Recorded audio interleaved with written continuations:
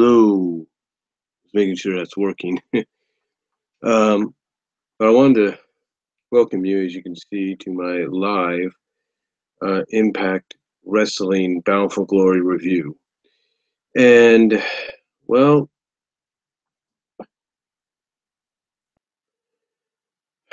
Bound for Glory was interesting. I will say that. I'm not saying that it wasn't a bad show, but some people felt it was. I got to give it the benefit of the doubt. Um, I mean, I'll be honest, the, the crowd was hot at the beginning. I mean, the X Division match that they kicked off with, it was pretty hot.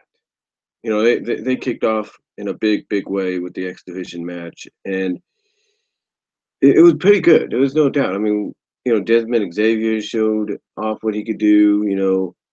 If not more so, you saw, Pete Williams has got a huge reaction coming out, especially to his old Team Canada theme. So yeah, and Trevor Lee, all the X Division guys in this match, Matt Sydal, Sanjay Dutt, Trevor Lee, Petey Williams, Desmond Xavier, they all worked their butts off to get the crowd off their feet. And the crowd was hot, especially for Petey's entrance. And, they were hot throughout the night. There's no doubt about that. Um, however, they were even hot for this match. Well, there were certain matches throughout that they were hot for, but this match was definitely one of them that they were on their feet for. Unfortunately, the new creative team behind the scenes, decided it was a great idea to basically screw the hometown guy or the home country guy out of the championship.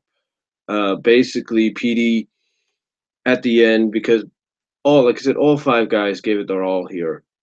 It may not have been the prettiest X Division match, but it was it was pretty good to get the people off their feet. But I think what really killed it for the audience, in a sense, was the fact that when Petey hit the Canadian Destroyer, you think it would make sense for him to be the one, or at least someone like Desmond Xavier to be the one to become X Division champion, right? Nope. They didn't even go there. Instead, they decided to basically, hold on for a sec, let me check something here. Checking something. They decided to basically screw. Let me put it to you like this. Petey hits the Canadian Destroyer on Desmond Xavier, right? He hits it beautiful. May not have been the best Canadian Destroyer, because I don't know if he's ever, used it on someone like Desmond Xavier that much.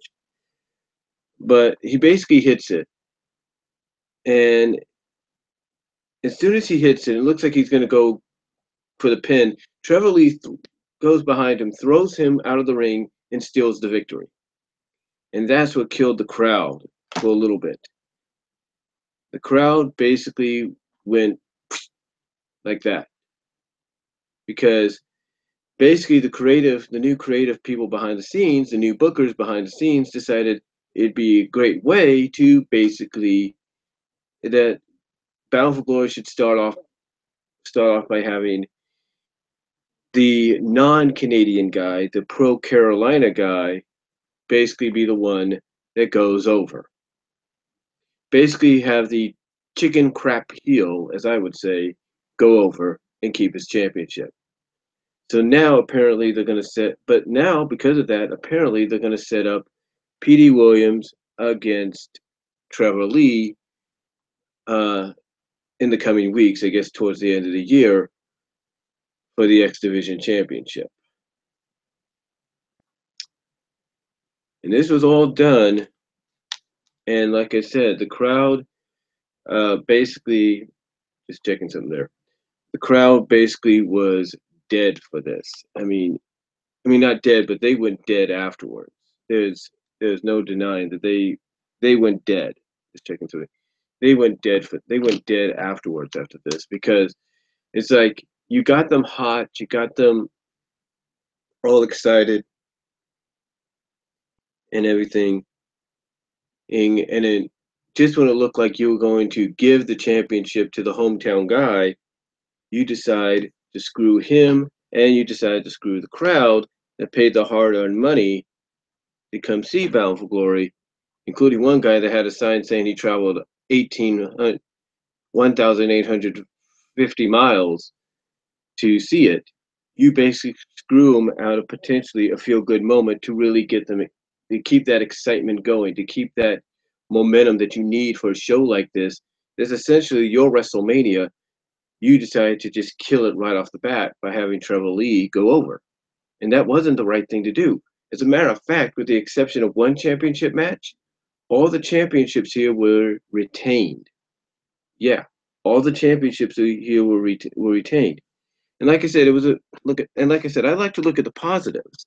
And the positive is, I think the positive I look at is they tried. They tried the very best to put on a decent show here, but they couldn't. They couldn't put on a decent show. So, I mean, okay, they tried to put on a decent show. To me, it was like I think one person commented when Ed Norham tweeted out the picture of the set for tonight's Bound for Glory, and one person said, "Nice indie looking arena" or something like that. So, like I said, they tried to put on a decent show, but they put on basically an above average mega indie show. Basically, I'll give it to you like this. I've been to several independent shows when I lived in Lawrence, Kansas, Central States Wrestling. And to say that I've been to some of the big WrestleMania like shows, several of them, they at least drew a crowd with those events. They at least drew a crowd, especially the last. I can't think of what the last one was always called, but they drew a crowd out to those shows, a decent sized crowd. They drew them, and the crowd was always hot throughout the night. Match after match, they were hot throughout the night. That's based, but when you compare a Central States wrestling show and their end of the year, their end of the year WrestleMania like show, and you compare it to Bound for Glory, basically Bound for Glory felt like an it felt like and it felt just like a show you would see.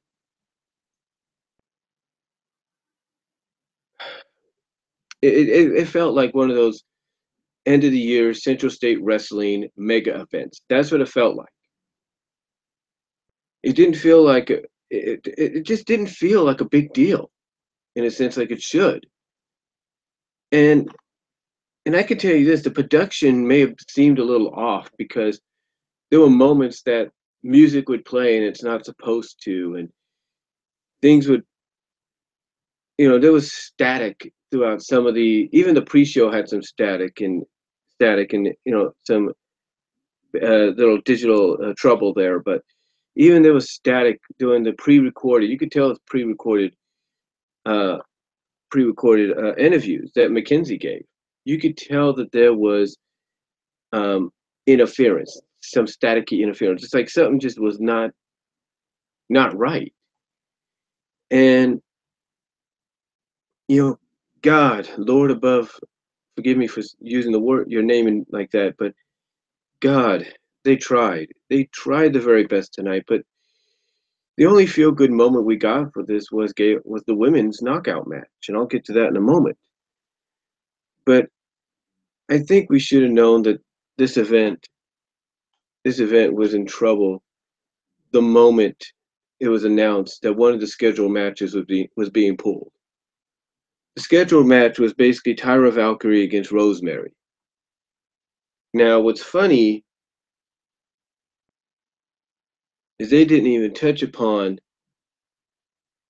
on it except acknowledging that Tyra Valkyrie was tweeting throughout the night, and they look forward to seeing her next year.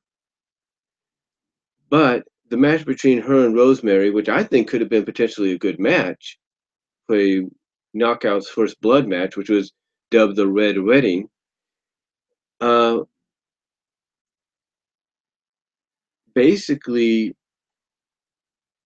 I think as soon as that got announced that it was being pulled, that kind of should have spelled, that kind of, to me, I'm going to be honest with you guys, I think it kind of spelled trouble for them right off the bat. When one of your feature matches that you're building to, with two of your top female athletes, one that just came in, that's had made a name for herself with AAA and Lucha Underground, and now you're bringing her in to be a new focal point, if not the face of your Knockouts division, or at least one of the faces of your Knockouts division. And you can't even bring her in to the country you're holding Bound for Glory in because of what reasons?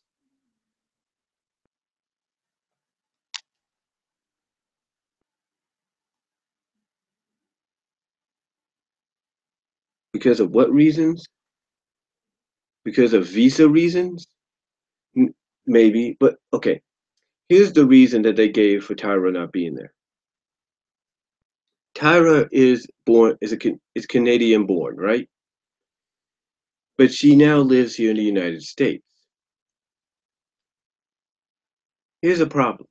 Here's the problem they said that kind of caused them to pull her from Bound for Glory. Now they said it was personal issues beyond their control. Basically, what was beyond their control is something that could easily be worked out. Okay? Easily worked out. Because if they're planning to have Impact Wrestling homed in Toronto, Canada, or homed in Canada, mostly around the Toronto, Ontario area, Toronto, Ottawa area, if they're planning to have it homed in that country, in Canada, like I said, around the Toronto area and the Ottawa area,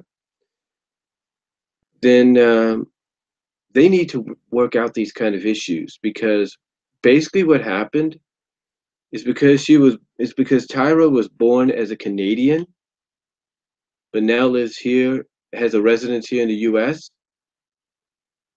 Apparently, the issue is if she would have gone back, if she would have gone with the company to Ottawa, Canada, for Bound for Glory, the issue is she wouldn't have been left. She wouldn't have been let out of Canada and back into the United States because she's a naturally born Canadian. Yeah, even though she has a residence here in the U.S. and she's probably a U.S. citizen,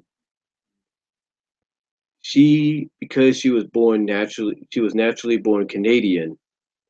She's a natural born Canadian. She would remain in Canada. They would not let her back in the U.S. Apparently, that's the excuse. That's the excuse they are giving.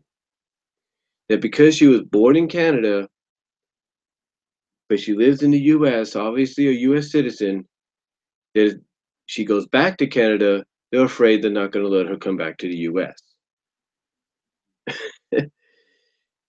You know how stupid that sounds? She's a U.S. I mean, how can someone like Tyra Valkyrie live in the U.S. if she's not a U.S. citizen? She's probably a U.S. citizen. There's no doubt she's a U.S. citizen. So what would be the problem? All she'd have to do is get a visa, a passport, whatever, to go to Canada, compete for Bound for Glory, and then do the tapings and then go home. This shouldn't be an issue. If she's living in the U.S., she has a residence here. She's living here legally, obviously. They should allow her to go to Canada and come back. There shouldn't be an issue. But because she was born as a Canadian, she was born in Canada, that basically is an issue for her to not go and compete? I don't know. I mean, I'm not trying to say anything bad about Tyra, but she's had, from what I understand, a history with not playing well with others, especially other promotions, and especially when it comes to promotions and booking decisions being made by certain promotions for said events. Tyra has had a history of not, like I said, working well with others. A good example of this is AAA. So maybe it's just me, but I don't buy the whole, oh, she was born Canadian, and if she goes back, she can't go back. There's a fear she won't be able to go back to the US, even though she lives in the US, has a residence here, and is obviously a US citizen. I just don't buy that. You know what I think it is? I think word got out that she was going to probably job to Rosemary in the wedding match, and she didn't want to do it, so she made up an excuse. Yeah, I think that's what it was. I think that's legitimately what it was. And you know what? Impact, they're not going to admit it. Anthem Sports ain't going to admit it. Impact's not going to admit it because Tyra just came in and they look at this girl who basically made an impact, if you will, in Lucha Underground and got notoriety there. And it's one of the bigger female names on the independent circuit, not signed by WWE. Do you think they're going to want a chance, losing her? Of course not. They're going to do whatever it takes to keep her, even if it means, in my opinion, making up the excuse that she couldn't come to the event because she was born Canadian, but she lives in the U.S. Obviously, the U.S. citizen, but she can't go back to Canada because because being born Canadian means you can't go back to the U.S. Canada, that doesn't make any sense to me. It really doesn't. So anyway, but because of that, which I think obviously in truth is her not wanting to job to Rosemary, she's decided she was going to live tweet and just talk with the fans doing BFG from her home. That's hey, my opinion. I think probably holds more water than Tyrus does. Than Impacts does. Okay, and here's the other truth: if she didn't want a job to Rosemary, you know what you do? You go to the championship committee, you go to the bookers, you go to creative, you talk it out and say, hey, you got this triple threat knockouts championship match. Why don't you make it a 5-way? You're doing a 5-way for the freaking X Division title. Why don't you do a 5-way for the women's match? It would have made more sense. And if she would have just done that. Because you know why? Because then you would legitimately give five, not three, but 5 women an opportunity to walk out with the championship. Now, with that said, what did we get instead? We got let me see if I pronounce his name right. I can pull it up here.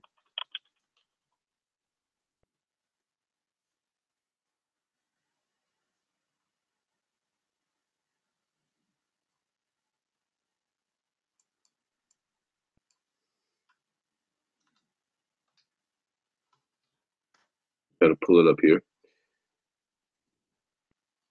What do we get instead? We got Taiji Ishimori against Tyson Dukes.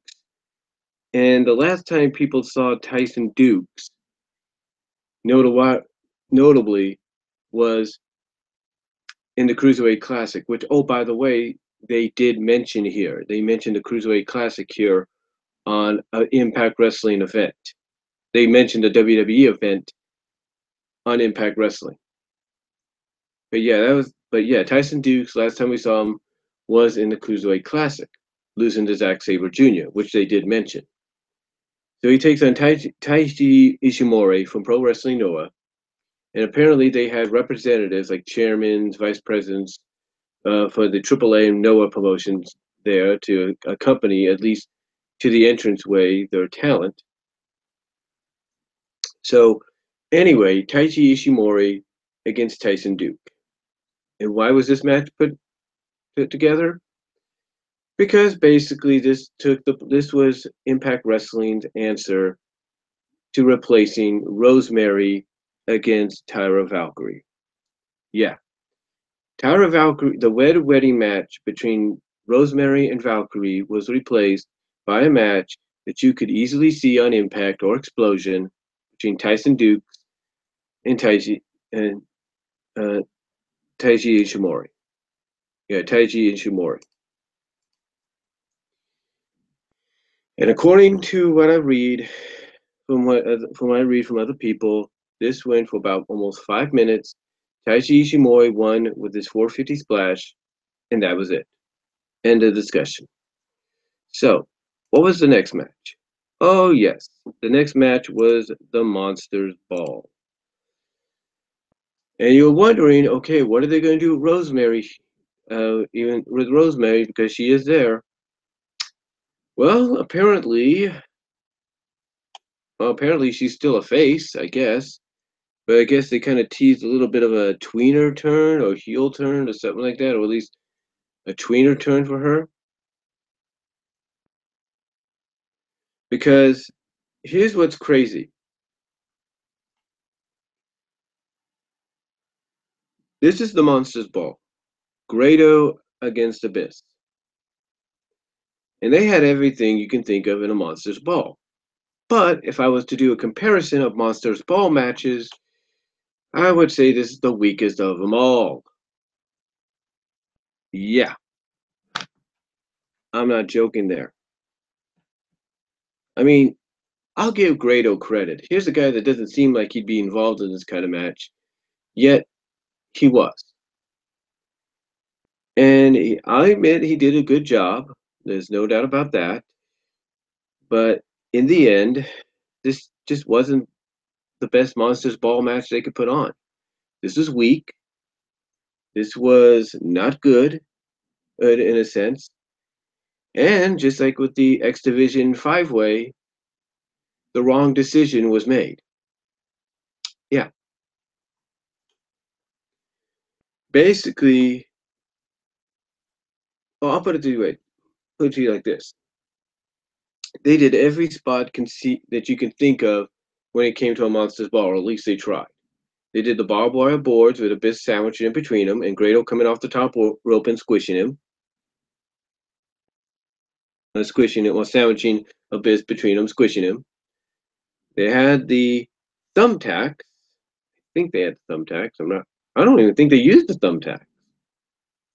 No, they did. They did use the thumbtacks. I'll get into that in a moment though. But yeah, they used the boards, they used kendo sticks, they used a cheese grater, they used a staple gun, which Abyss used on Grado. They used just about any weapon that was there, trash cans, you name it. So basically, like I said, I'll give Grado credit. At least he tried in probably one of his first hardcore matches. But the way the match ended was Laura Van Ness, who was creeping around ringside during the second match, was back again, but this time she ended up getting herself involved and she ended up attacking Grado. And she ended up hitting him with her version of the Unprettier. And again, after that, she just started wailing away on Grado or something like on Grado. Then the lights go out, and who appears but Rosemary? And I think she sprays her with her mist, and then she makes eye contact with Abyss. It looks like Abyss is about to choke slam her, but she's able to kind of calm him down a little bit, like try to.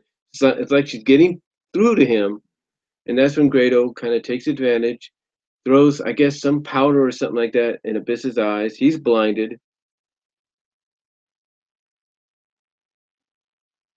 I did. Oh no, no, no! What it was is that I think Rosemary was going to spray Grado with her mist to help Abyss.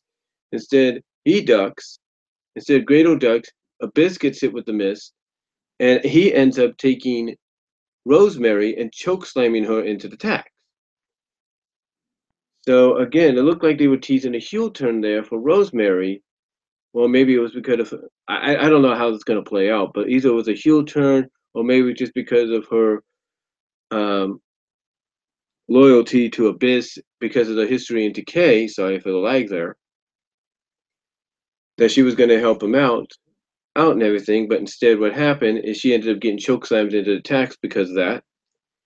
But for Grado, it was all for naught because he ends up getting black hole slammed into a barbed wire board, and then that's it. Grado ends up losing the match, and Grado basically is now, storyline wise, cannot go back to the United States. However, if I know this company, they may try to play that off by saying, well, we're not going to be in this company's not going to be located in the United States anymore. Impact Wrestling's not going to be taped in the United States anymore, with a few exceptions. So guess what? The stipulation is null and void. Yeah, you heard me right. Basically, Grado cannot stay in the United States, but if they're doing Impact Wrestling in Canada from now on, then the stipulation doesn't make any sense.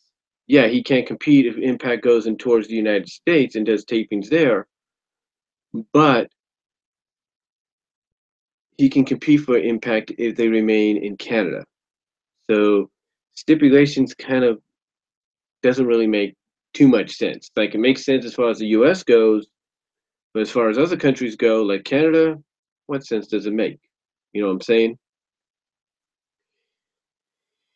Anyway, yeah, Abyss ends up winning the match. What was the next match we had? Oh yeah, we had the AAA. We had Team AAA against Team Impact, and this was okay. I mean, I know. Here's the one thing: I know the Schleg Daddy. I know Jeff's gonna say that this is the kind of match you could have seen on Impact. And you know what, Jeff? If you believe that, then you're absolutely right because it felt like that at times. I mean, yeah, they all. I mean, here's the thing: I'll give all three credit. They did what they could. I don't know what they were doing with Ethan during the match, but apparently they played it up to where he didn't want to get into the match too. He felt like it, or else he was built. Again, I don't know what it was with Ethan. I don't know what it was with EC3 tonight during this match. I mean, Eddie tried to go for the tag. EC3 walked away. So when does EC3 get in the match? When's he get in the match? He gets in the match after James Storm's in there getting his ass beat. James Storm finally makes the tag to him, and it basically is because he's seething. He's like, I don't know what it was. I guess he was biding his time. According to from what I understood, that JB and Matthew said on commentary, it sounded like he was biding his time, like he was biding his time to get in there.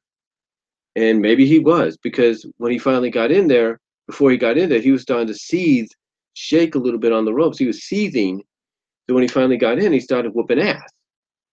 So I'm guessing he let all that pent up frustration and anger that he's had because of these AAA guys, he was building that up until he was ready to come in and let loose, and he did. And I thought maybe we're going to have a miscommunication between both him and Edwards, because Edwards did a dive onto the outside that took out El Fantasma and EC3,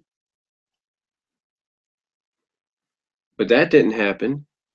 And then I thought maybe we're going to have EC3 turn on James Storm when he tagged him in, and he basically told James Storm, because here's the thing, EC3 hit a double 1%er on Texaco Jr. and Pango, and he tells James Storm, he looks at James Storm, makes eye contact with him, and before he tags him in, he says, kicked up and heads off. And he says, kicked up and heads off. And that's what so basically he tells James to do that. He tags him in, and James hits not one, but two last calls, I believe, last call super kicks, and wins the match for his team. And again, I will admit, the only good thing they did here was they kind of teased before that tag, and even afterwards, after the match was done, they kind of teased something was going to happen between Storm and EC3, but it didn't. Instead, EC3 goes out of the ring, gets two bottles of beer, hands one to James Storm, and then that's it. So EC3, I guess, as of right now, is a baby face, or at least a tweener face.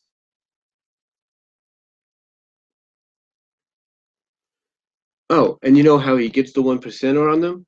James Storm is distracting the ref, and EC3 decides to hit a double low blow, and EC3 kind of gives the looks like, I'll admit, EC3, gives some good facial expressions in this match, especially when towards the end. But yeah, I guess he's a tweener now, or a tweener face or something. I don't know. But oh yeah, and it's announced later on. It's announced during this before it's announced before this match begins, and then it's announced later on the night that Eddie Edwards is going to defend his GHC, his Pro Wrestling Noah championship, his GHC Pro Wrestling Noah World Championship against El Fantasma this Thursday on Impact. So it'll be the first time that this GHC championship has been defended outside of Japan and in another company. So that's going to be interesting to see if maybe they do a title switch and now it's the first Mexican wrestler from another company to win it from a guy from another company. I don't know. But yeah, they made the announcement he was going to defend his title, and then they made it later on the announcement that it was going to be against El Fantasma. But yeah, it was an okay 6-man. I'm not going to say it was grand or anything, and I will admit that Jeff will probably be right when he talks about it, that it could have been the kind of match you would see on something like Impact, or at least a special edition of Impact.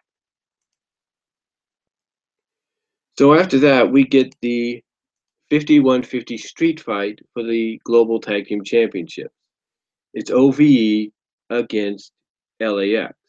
And before the match starts, we see looks like Homicide laid out in the we see basically we go to the back and we see what looks like Homicide laid out by somebody with the Puerto Rican and Mexican flags laid on top of him, and then we see this hand we saw in one of the vignettes.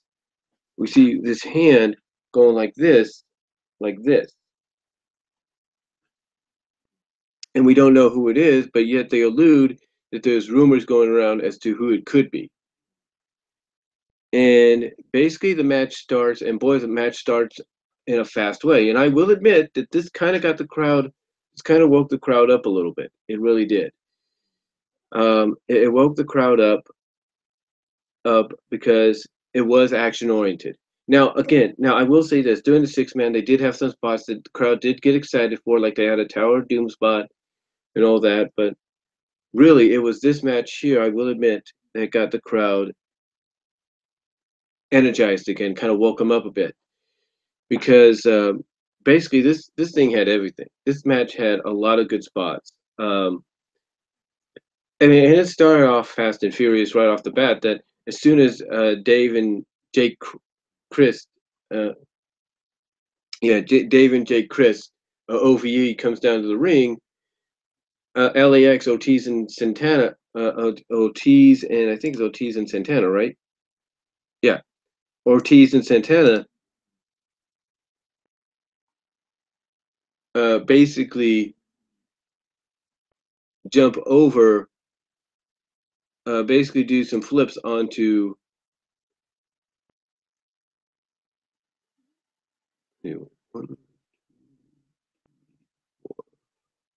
Oh yeah. First of all, before I say anything, I want to correct myself. The X Division match at the beginning, I was just looking it up, was a 6-man. I forgot to add in the fact that you had Gaza Jr. in there too, so that was my fault. So I forgot about that. I wasn't thinking there, but yeah, it was a 6-man. I know some of you would correct me there in the comments, but yeah, it was a 6-man X Division match that, like I said, got people got energized and on their feet, but the booking decision was the wrong booking decision. But getting back to this one, this helped re-energize the crowd. It helped re-energize them because, like I said, this had a lot of good moments. It got started off fast and quick. You had LAX going over the top rope with sentons onto OVE. This had everything. You had, I believe, you had a ladder spot in there. I mean, basically, this was a straight out shootout street fight style. This was a straight shootout, if you will, because, like I said, this had a lot of spots in there. And if you love matches that kind of give you that hybrid of, you know, high spots, and just hardcoreness. If you want just a pure crazy ass match that would probably make up for the Monsters Ball, this kind of did it, and it did it in a big way, because, like I said, right off the bat, LAX goes right over the top rope. The battling Dave and Jake in this match all over. You have, I think it's Santana, I think, taking, it looks like, Jake over into the crowd area, and you have Ortiz taking Dave over to the top of the stage. And almost right off the bat, you get your first big moment in the match where you have Ortiz do a freaking. Ortiz takes Dave Chris, Dave Chris, lifts him up for his, looks like a power bomb, but it's a running Liger bomb off the stage and through a table. That's one of the first big moments. And then later on, you have Santana climbing to the top of a structure, to one of the Bound for Glory structures, to the very top, and jumping and basically falling down on top, or basically jumping, falling, whatever you want to look at it, onto Jake Crist, who's on a table. So he gets laid out. So you basically had a lot of spots and stuff here. You had table spots, you had a lot of spots. Basically both teams, I'll put it to you like this, beat the hell out of each other in this match. They both beat the hell out of each other. Both teams did. I mean, you had a spot where Ortiz was setting up a ladder between the barricade. He pulled the barricade. And he was setting up a ladder between the barricade and the six-sided ring. And I think that backfired on him. I don't know if he was the one or Santana was the one, but I think it backfired. And they both, and I think LAX felt the brunt of that, or at least Ortiz did. I'm not really sure. Then after that, they tried setting up a table. I think it was LAX. They're setting up a table or something.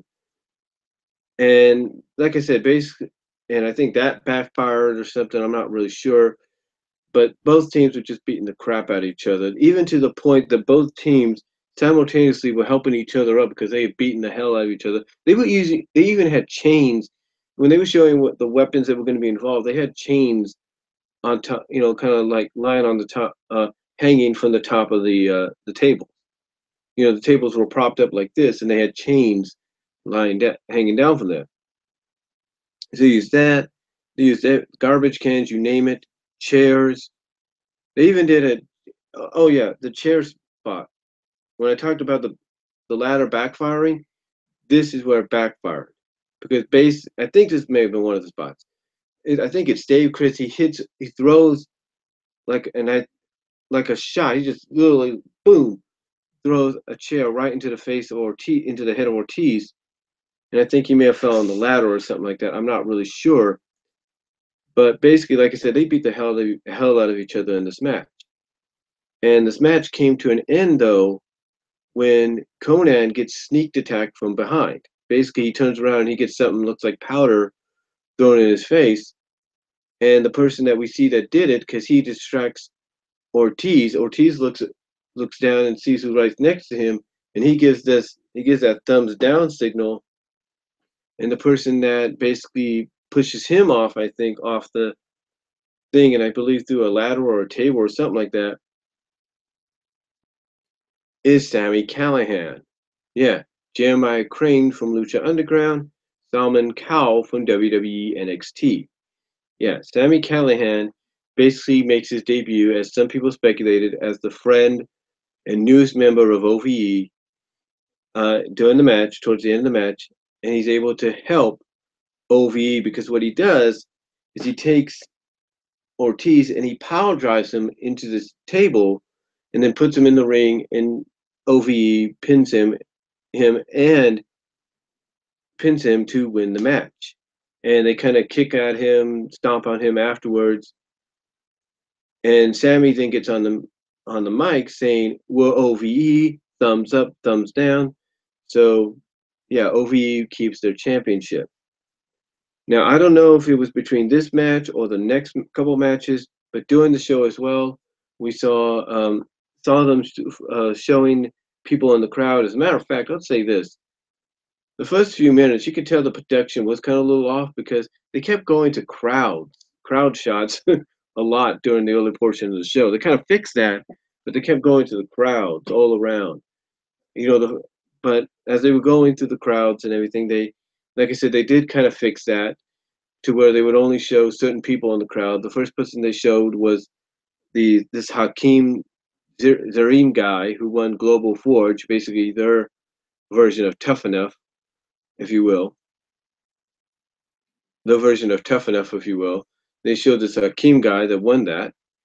So I guess because he won the Global Forge, which is their version of Tough Enough, an Ultimate Fighter, I guess, he now competes for Impact Wrestling. He now can compete for Impact Wrestling. He's on the roster. And then later on, they showed Santino Marella under his real, well, basically they called him by his real name, Anthony or Antonio or something like that. But they showed Santino in the crowd. And then we saw what many people felt was going to happen because he was reported on, because the report was he was there backstage. We saw Jimmy Jacobs. That's right. Jimmy Jacobs is now in Impact Wrestling. They played off the fact that he doesn't work there, but he's basically, he gets on a headset and he says, "Oh, there they are, da, da, da," you know, buttering up to Josh and Jeremy, and they're like, "Well, you don't work here." And he's like, "I don't work here?" He says, and he pats JB on the chest and says, "We'll see about that, buddy." And then he takes his headset and takes the headset down and walks off to the back. So yeah, Jacobs is now in Impact Wrestling. And if anybody's wondering, no, he wasn't under a 30-day clause or anything like that because he didn't compete or anything. He was mostly a backstage writer, and obviously they don't have the 30-day clause thing limited to them as the wrestlers do in WWE. And one thing I will say, I did like the little quip that Josh put in there, the little shot, that little tiny shot Josh put in at the end, where he talked about trying to get a selfie with him. So, yeah, there you go. And then, of course, you had the return of El Patron, Alberto El Patron. And basically, yeah, they're going to, I don't know how they're going to portray him. It looks like they're portraying him as a heel or a renegade heel or something. I don't know what he's being portrayed as because he comes out and he basically does a work shoot on what happened to him. He does a work shoot on what happened to him. And basically, he's not happy. He's not happy at the people in the back. He's not happy at JB because JB, even had JB admit it. He said, "Look, I didn't call or text you. I'm sorry. That's my fault." He shook his hand. And just when it looked like Alberto was going to start his rampage by probably beating the hell out of JB, he says, "No, I'm not going to do it because you're not worth it."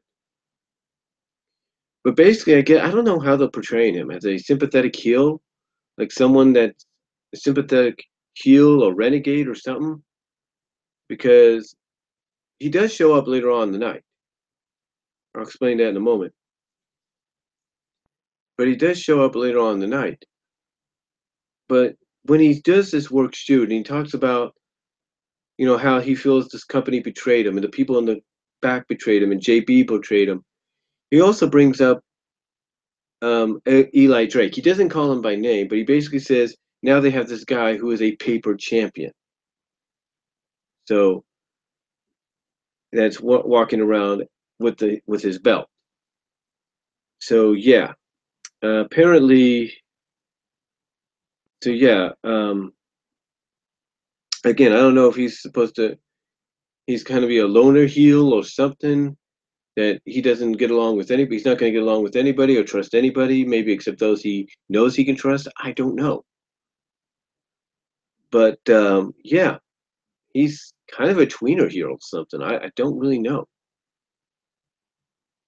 I don't really know what they're doing with El Patron here, except they're playing off the whole situation with what happened to him outside of, what happened to him when he was, suspended, stripped of the belt and everything.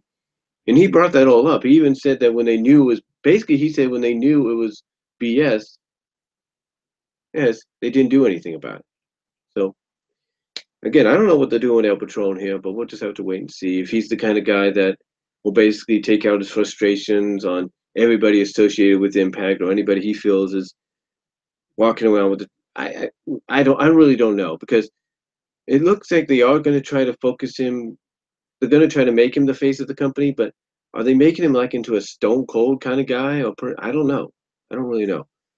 So yeah, El Patron came back, and he wouldn't be the last time we'd see him throughout the night.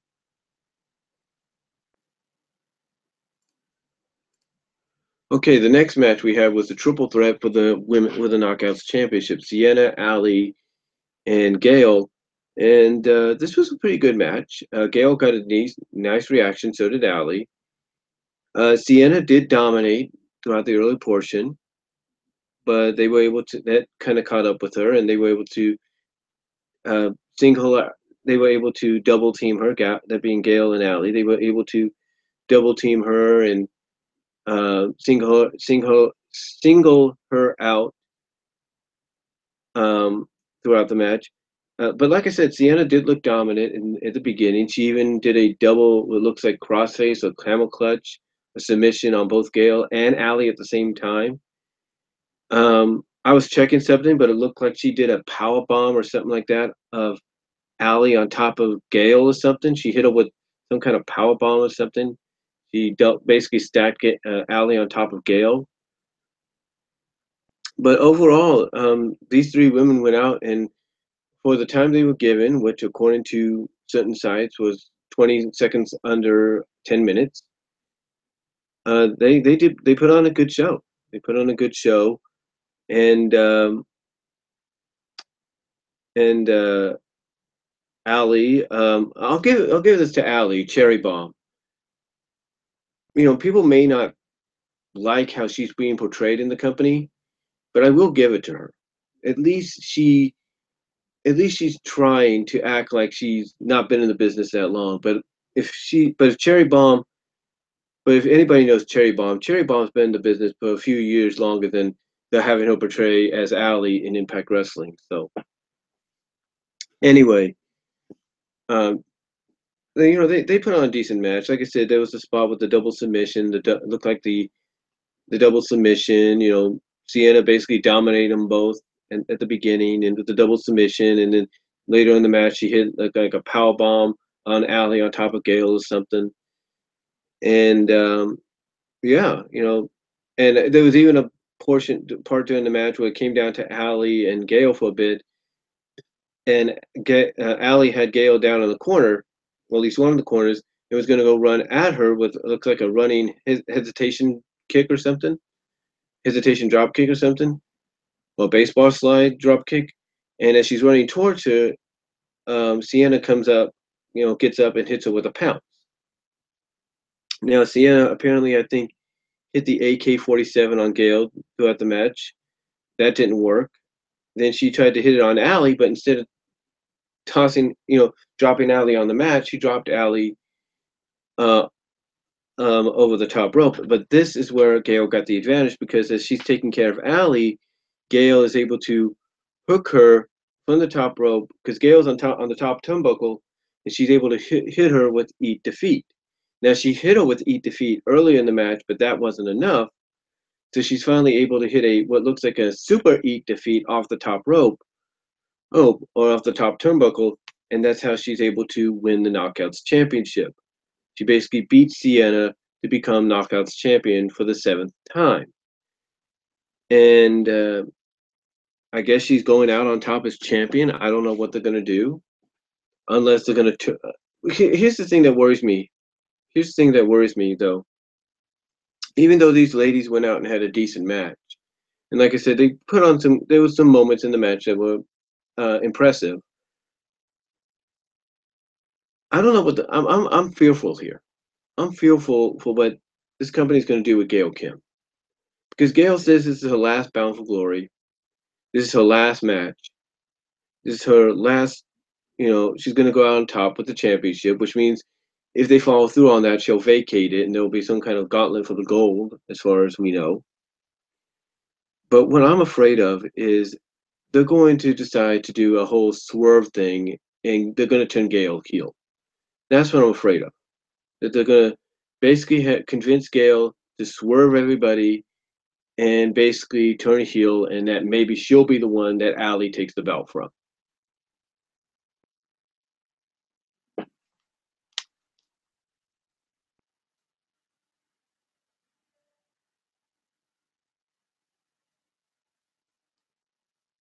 Maybe she'll be the one that Allie takes the belt. Mm. Mm. Mm.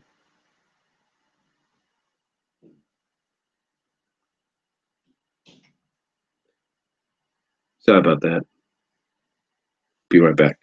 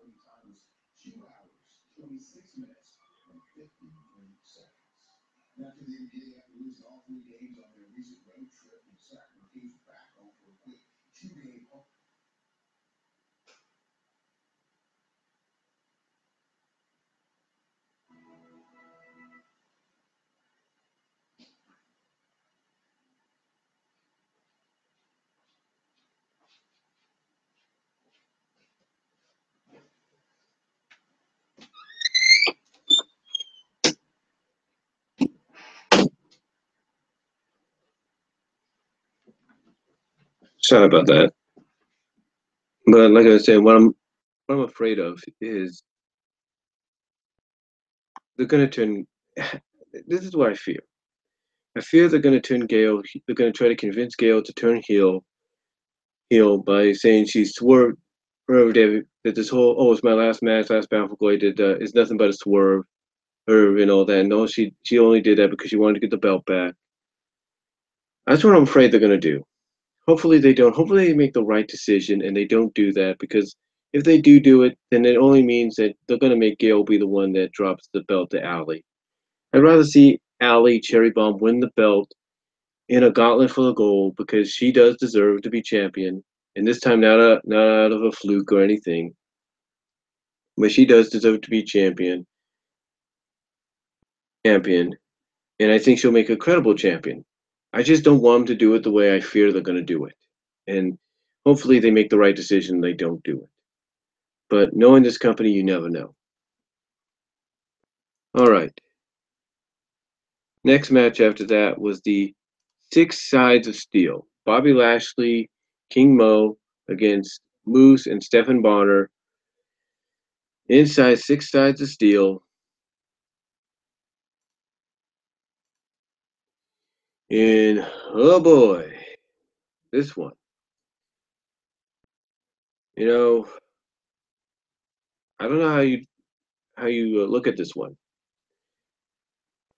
You know, I don't know how you look at this. I mean,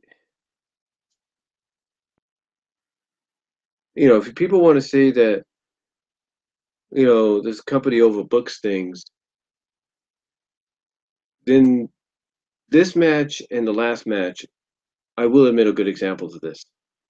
Because basically, you had, okay, so you had them fighting in this cage. You basically have the MMA guys that are on both sides of the on both sides and doing this match getting taken out by the wrestlers. So you're basically legitimizing the wrestling over the MMA. And then you tease not once but twice Mo and Bonner going at it. And then when they finally do, you focus in on that and you have your announcers start talking like it's an actual MMA fight going on. Well, it's like an actual MMA match. You have Josh Matthews talking about mentioning moves that you would only hear during UFC or Bellator matches. Yeah, King Mo got busted up in this. There's no doubt. But again, when people talk about this and the last one being overbooked, they ain't kidding. Because basically what happens is America's Top Team is able to get the key away from the referee on the outside, unlock the door, go in there and start ganging up on Moose and Stephan Bonner, which ends up starting to backfire on them. Not once, but twice. It starts to backfire on them. Moose basically beats the hell out of them. Bonner starts beating the hell out of them. Out of them until the numbers catch up with him. Moose, who gets trapped outside the cage because he's going after one of the guys, after Lambert, who gets in the cage and locks it, climbs the cage, does a splash on top of Lashley and Mo, it looks like, or Lashley and another one of his American Top Team members. It's just the climax of the match was overbooked because in the end, it takes a spear. All it takes is a spear from Lashley to end the match, to Moose to end the match. And basically, you have all the other members of American Top Team in there basically beating the crap out of Bonner and Moose to make this happen. And they're focusing on Covington, who recently had a victory at the UFC Fight Night. And they're also trying to say, oh, well, this aggression and anger the American Top Team have is because one of the members lost last night at UFC 217 by disqualification because of an illegal chokehold.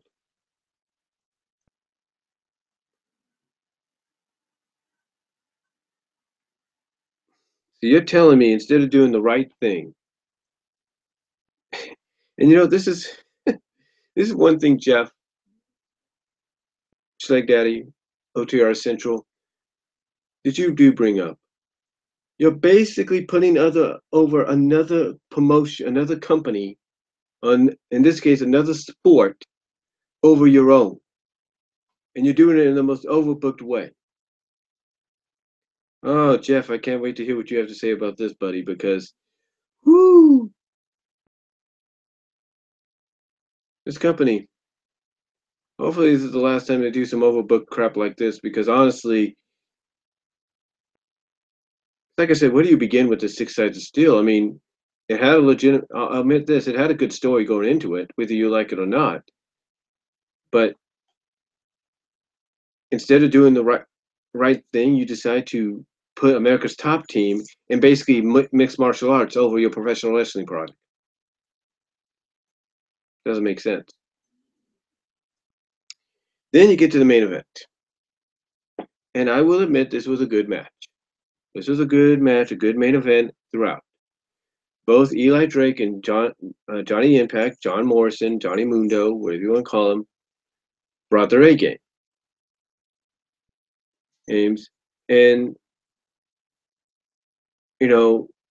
to me, if it wasn't for the ending, sorry for the lag there, if it wasn't for the ending being so overbooked, if you will, this could have easily been, as far as a pro wrestling match goes, a pure pro wrestling match, could have been match of the night. Could have been the match that helped save this show. The main event could have done it. And because these guys went back and forth, they, especially in the middle of it, they started to do counter for counter on each other. I mean, for the near 20 minutes that I read there that they went counter for counter with each other. And they hit, and here's the thing. I know some people don't like the whole, oh, well, they hit you with this move, but you're always doing these false finishes. Like, like during the match, they had Impact hit Drake with a Spanish fly off the top.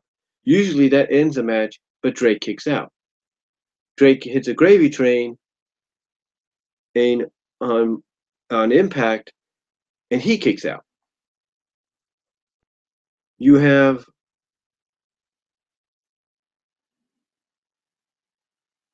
you have you have Johnny hit his twisting elbow, the countdown to Impact finisher on Eli Drake, and Eli Drake kicks out. You have him hit Starship Pain, and then that's when this whole thing gets overbooked. Because El Patron basically said during early in the night he was going to make an impact. That basically we had not heard the last of him, and he was going to basically ruin the night, or at least ruin Bound for Glory. And storyline wise, it looked like he did that because he came out and just like Johnny Impact hit Starship Pain, just on Eli Drake to win the match, El Patron drags the referee out, knocks him down, basically gets in the ring, knocks him down, but he drags him out, disrupts the match. Impact sees this. He's not happy. He decides to dive out of the ring. He decides to do a running dive out of the ring onto El Patron, but he gets out of the way. The referee gets hit, and then El Patron attacks Johnny with the belt, tosses him back in the ring,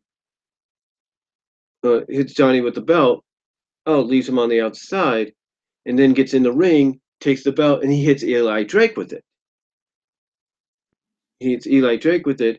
Both men are out, and then he decides to take Eli Drake and drag him over on top of Johnny Impact. Now, Adonis had already been taken out thanks to a miscalculated shot with the belt by Drake. Chris Adonis, Chris Masters, if you will, already been taken out of the equation because of a miscalculated shot by Drake with the belt to him. But anyway, Eli Drake ends up winning the match and retaining the global championship because of El Patron. But the way it was done was overbooked to heck, in a sense, because here's the thing: you could have easily just ended the match, no contest, counted both guys out, or called for the bell, disqualify, whatever. But no, instead you have the referee count the three still, even though he's seen El Patron there interfere, and it should have automatically caused a disqualification or something. You didn't have to do all this overbookedness. And why? Because you want to set up a three-way dance, a triple threat match for the global championship?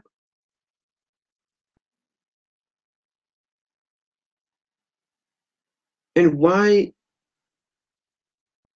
I don't get it. And this is what I was talking about earlier. Are you trying to book El Patron as a tweener heel or a sympathetic heel? I don't get it. Are you trying to book him as like a stone cold kind of guy? Well, he doesn't trust anybody? What? Because basically you have him hit Eli Drake with the belt. You have both Drake and Impact laid out. You could have easily had the referee call for the bell, at least somebody ring the bell for disqualification or no contest. But instead, you decided to continue on with him dragging Drake on top of Impact for the win, so Drake can retain his belt. And for what? So what? From a storyline standpoint, you can have El Patron prove that he was right, that Drake is nothing more than a paper champion because he needs help to win. I don't get it. I really don't get it, folks. But overall, when I look at Bound for Glory, yes, I DVR'd it. Yes, I'm going to record it onto DVD tomorrow, just like I did with Slammiversary.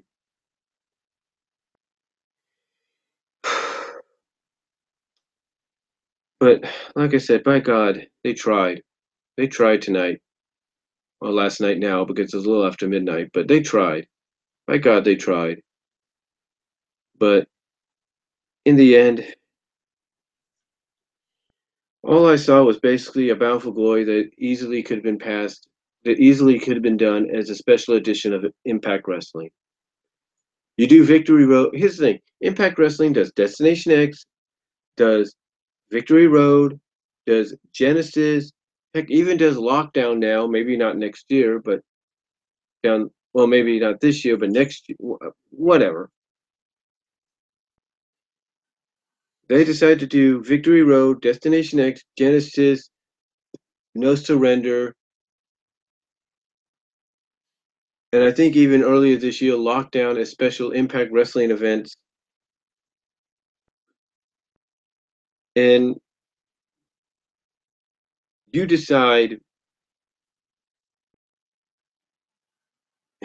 and you could have easily done the same thing with Bound for Glory here. You could have easily made Bound for Glory a special edition of Impact. 2 parts, whatever you want to. If you want to do it 2 parts, fine. You could have easily made it a special edition of Impact. But instead, you put it on pay-per-view, and you basically give us literally a special edition Impact version of Bound for Glory.